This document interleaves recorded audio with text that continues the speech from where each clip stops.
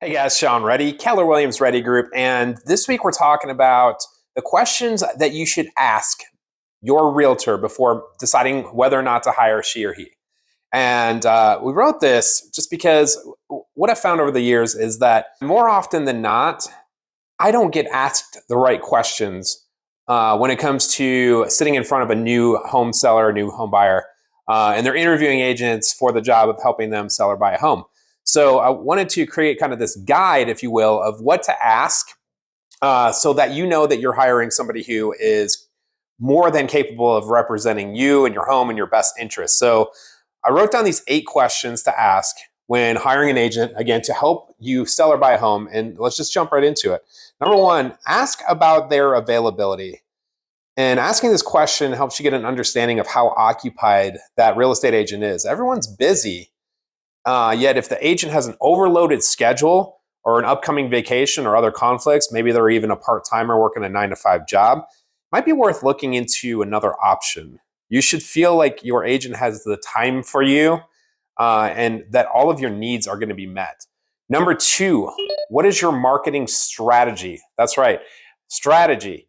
And far too often, and especially, this is especially true of agents, not all of them yet, oftentimes agents who got licensed since the pandemic, all they know is a raging seller's market where all you had to do was stick a sign in the ground and put it on MLS and it was going to get 50 offers.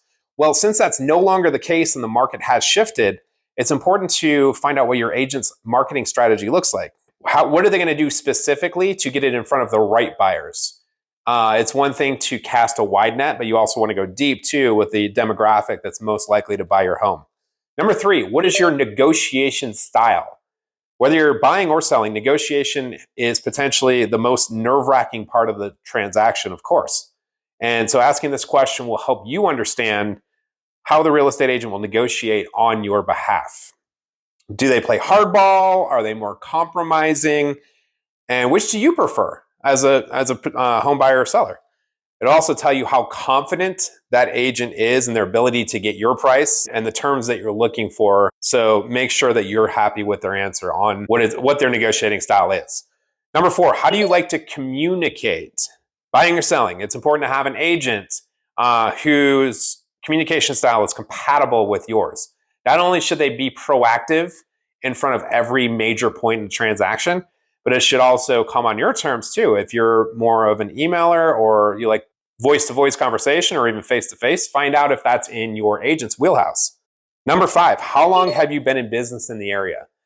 I was kind of torn on this one because longevity in the business does not necessarily mean experience. In other words, there can be an agent who's been in business for 20 years, but if they're only selling 7 houses a year, then that's 140 homes in 20 years.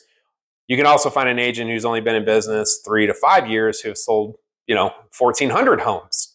Obviously, they're going to get way more experience than that 20-year vet. Yet asking how long they've been in the business does also speak to the different market conditions that agent has been through. For example, I started in 2005.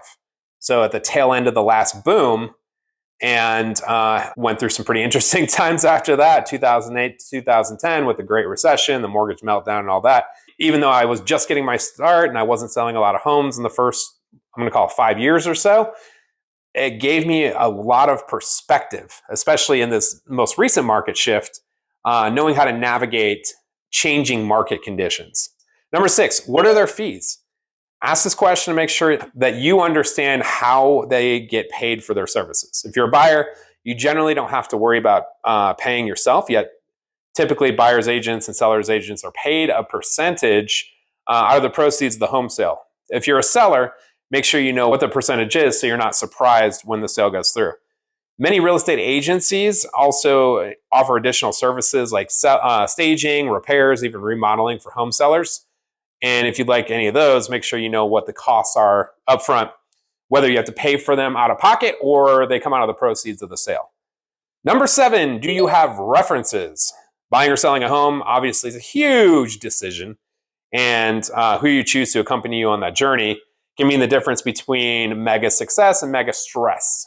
Great real estate agents understand that, and they should be happy to provide references from clients who had a good experience when working with them. Whether that's just online reviews, if you Google them or look them up on Zillow, or we've even put potential clients on the phone with past clients to discuss what their experience was like. Number 8, what experience do you have with these market conditions? As I already alluded to, there are approximately 1.6, 1.7 million members of the National Association of Realtors. And a very high percentage of those came into the business in 2020 or later. Now, we all know what market conditions were like after the world reopened and during COVID times, and what 21, 22 was like, or beginning of 22, I should say. Going into 23, obviously things are a lot different. So what kind of experience does your agent have with a changing market where it takes a little more to get a home sold than just sticking a sign in the ground and putting it on MLS? Again, these are 8 questions.